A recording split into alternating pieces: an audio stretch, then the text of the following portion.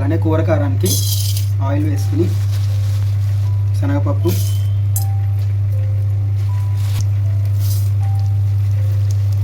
చాయ్ మినపప్పు,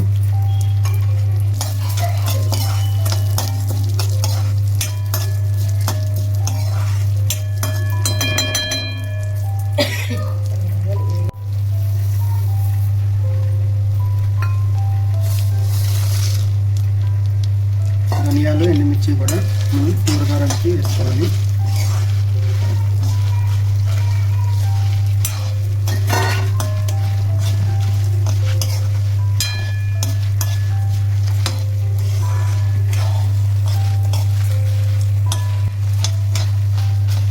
ఇంకా ఈజీగా కూరకారం చేసుకోవాలనుకుంటే ఇదంతా వేగిపోయిన తర్వాత గ్రైండ్ చేసేటప్పుడు ఉప్పు, చింతపండు వేసేసి గ్రైండ్ చేసేసుకుంటే మనం వంకాయ కారం కూర, బీరకాయ కారం కూర, దొండకాయ కారం కూర ఏం చేసుకున్నా కొంచెం మూకుల్లో నూనె వేసి ముక్కలు మగ్గిపోయాక ఈ కారం వేసేసుకుంటే ఇందులోనే ఉప్పు, చింతపండు, కారం 3 వచ్చేస్తాయి.